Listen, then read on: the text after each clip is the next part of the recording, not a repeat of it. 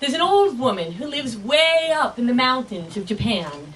She's children are grown and gone, and her grandchildren are grown and gone, but I'm going to call her grandmother because she is one.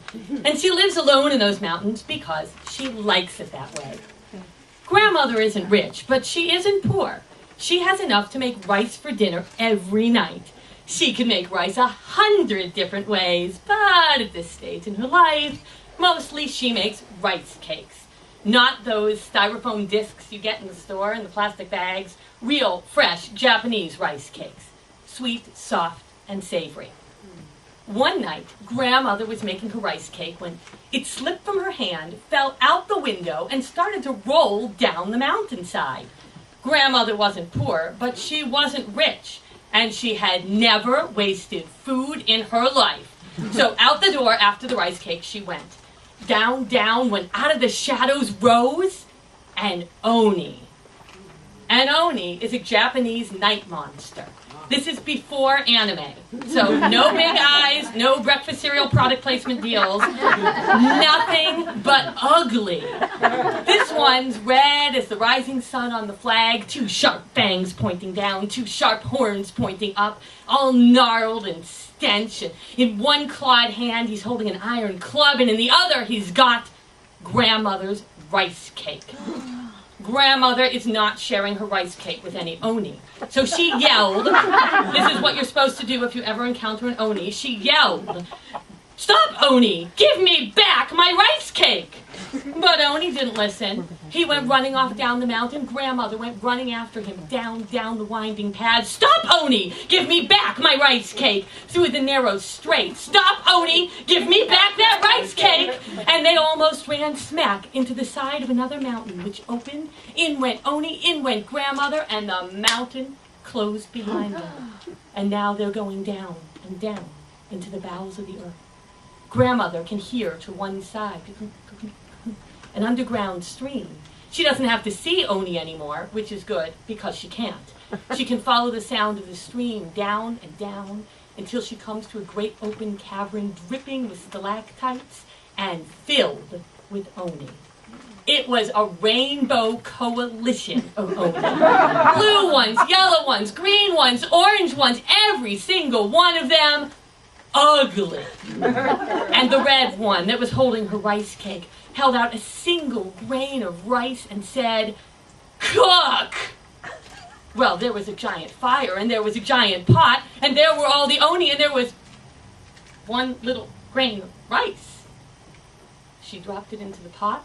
She took the giant paddle that was there, and she stirred once, twice, 3 times, and the pot filled with rice.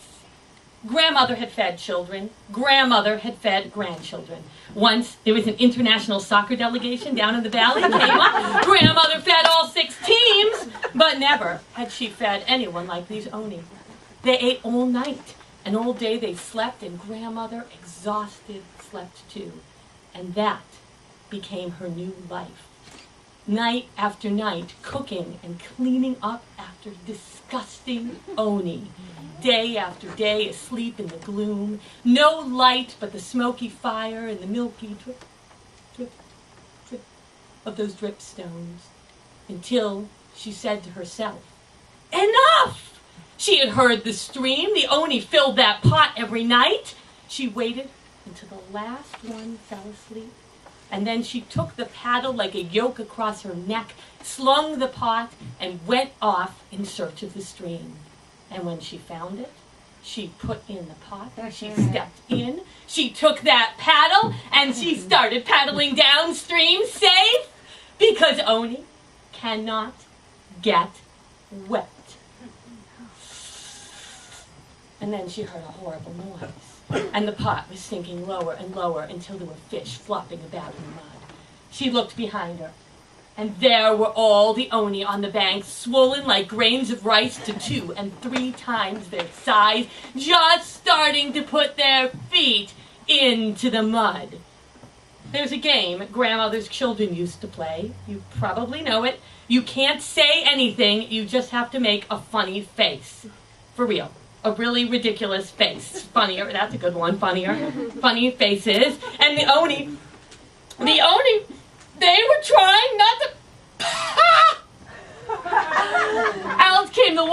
grandmother held on to the kettle, out of the mountain, into the bright sunshine. I don't have to imagine this one. Hello, little help down here.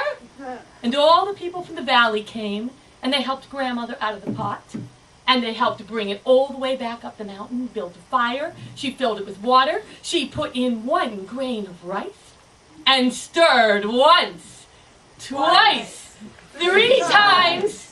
It worked. Everyone went to their houses and got cabbage and dumplings and instruments and stories, and they had a grand feast, night after night after night, until grandmother said, anyone who wants to use the pot is welcome to it. And she went into her house and she made herself some dinner and she ate it. Not every night, but most nights thereafter, alone, because she liked it that way.